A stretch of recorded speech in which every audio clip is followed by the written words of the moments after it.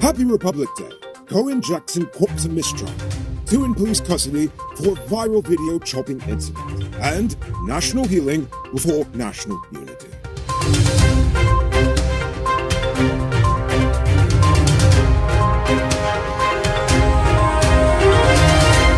I'm Larico Bulford, and this is Uncut News. Do you see news happening? Send us a tip on WhatsApp at 592-659-6151. Today marks Guyana's 52nd Republic anniversary, and at midnight the president called on the people to reject idle criticism, bias, and overall negativity. He believes that national success and unity will only be possible once citizens change their attitudes. During last evening's flag-raising ceremony, he said that in order for us to forge one Guyana, it is we as a people who must change our attitude, culture, and values towards the environment, society, and towards each other. That will ultimately determine our collective successful Guyana. This is not the time in our history to just sit back and watch the journey unfold. This is our time to embrace the train of progress. It is our time to embrace the demand our country makes of us. This is our time to be positive. This is our time to remove negativity. This is our time to advance the future of one Guyana. He also called on citizens to be realistic in their expectations for national growth.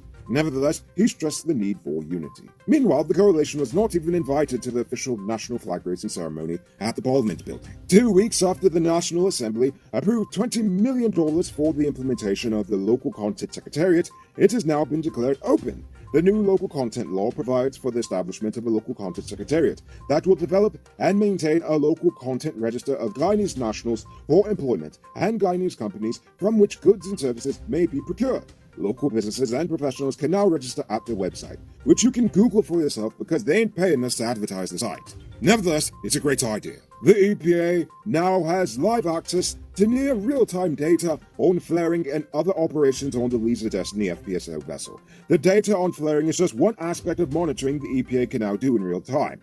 They can also monitor chemical spills, fires, hydrocarbon gas releases, oil spills, illnesses, injuries, cooling water discharge, and black water discharge. The EPA also receives daily and monthly reports from the operator, against which it can compare this data. Last year, Exxon requested that the government delay the relinquishment of a percentage of the Stabroek block by 1 year, extending it from 2023 to 2024.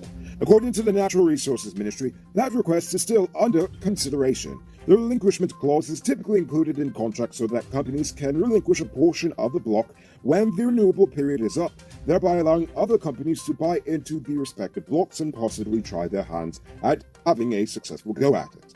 For the Stabroek and Kanji blocks, operators are required to relinquish 20% of their blocks after the first renewal period, while those of the Demerara and Quarantine blocks are expected to relinquish 15% within this period. Now it's time to tell you about Best Buy's car of the day. Currently on sale is its 2014 Audi Q3. It comes with Bluetooth, mug rims, new tires, TV, CD, stereo, fog lamps, electronic parking brake, back camera, and much, much more. Buy cash for $5.6 million.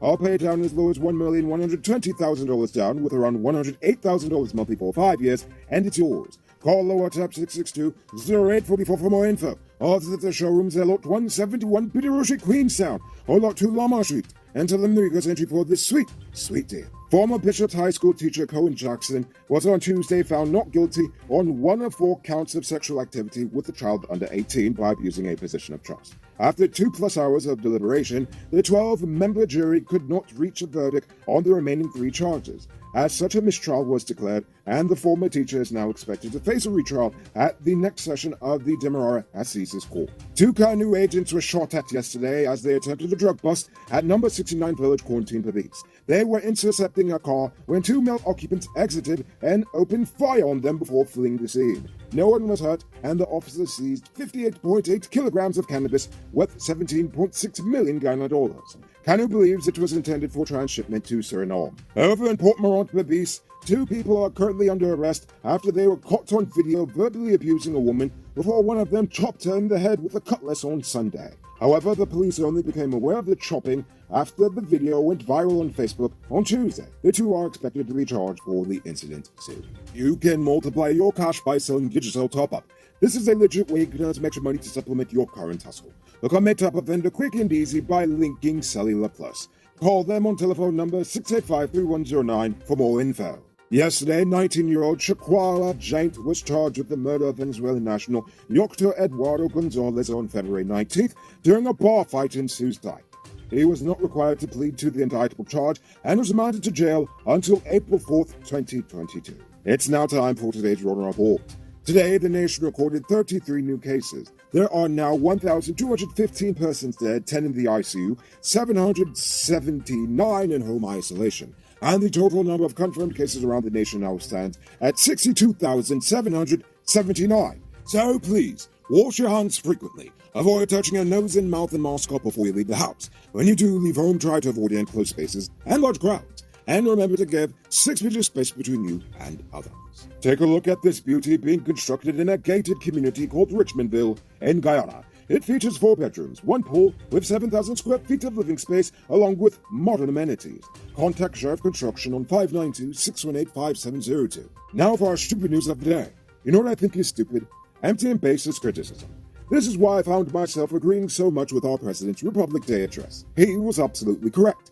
Negativity and empty criticism will not help us advance as a nation. But open debate based on facts and logic does. So, some of you may feel that all I do is complain.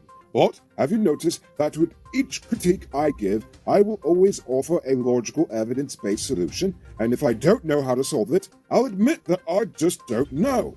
That's because I've always believed that in most cases, criticism without a solution is just a complaint, and I don't like to complain often. I understand that national issues are extremely complex and more nuanced than I often portray them to be.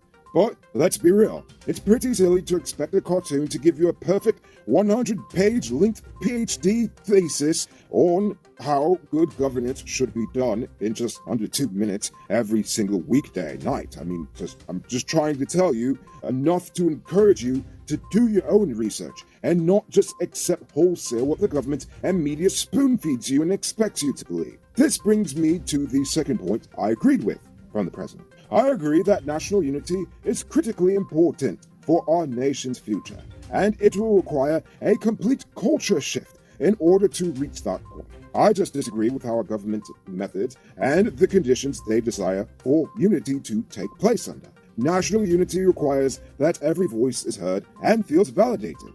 Every Guyanese must feel like being a Guyanese means something. But before we can have this cultural shift and this cultural growth, we have to have national healing first. Now, you can blame the British for starting the ethnic strife in this nation, but the last time I checked, it's been Afro and Indo-Guyanese who've mainly been traumatizing each other and everyone else in this country for the past 5 decades. And let's not even get into how both of them treat indigenous people. Honestly, sometimes they're even worse than the colonizers. They want to exploit every inch of our beautiful country and all its resources and not give any for the indigenous folks and then just sell it off to the highest bidder. All the white man mainly just stayed in the fields and they only went into the woods just to chase waterfalls and stick to the rivers and the lakes that they're used to. That's a TLC joke, by the way. No, but seriously, it's impossible for us to truly have national unity without an open and frank discussion about race, class, religion, gender, and a whole host of other issues that cause the division in the first place.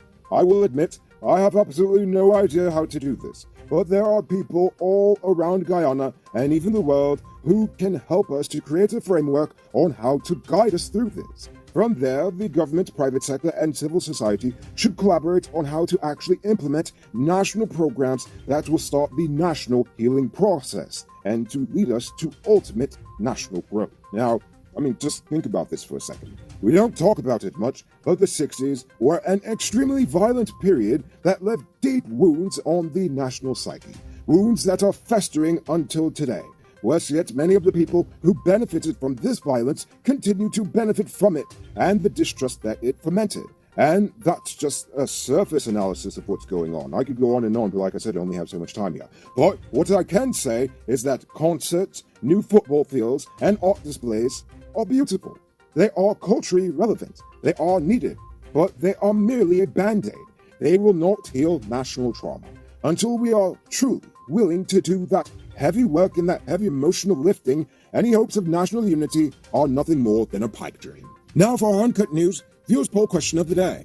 Every day we pose a question about current events in Guyana, the region, the diaspora, and how you feel it relates to us. Yesterday, we asked about Republic Day. Andrew Campbell said Republic Day is special to me because it was the day I was born. Well, happy birthday, Andrew. I hope you enjoy today. Marlo G says, I miss Guyana.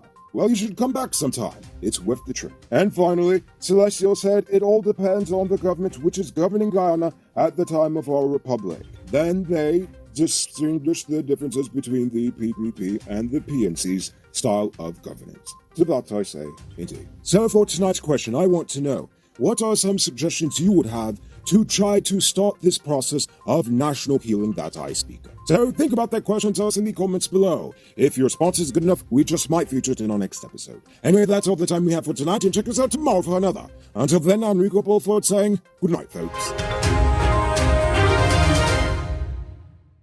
Hey, Uncut News viewers, thanks for watching. You can subscribe by clicking on this button over here, or click over there for more news. You can also drop a comment to let me know if you've made it to the end of the video. Goodbye for now.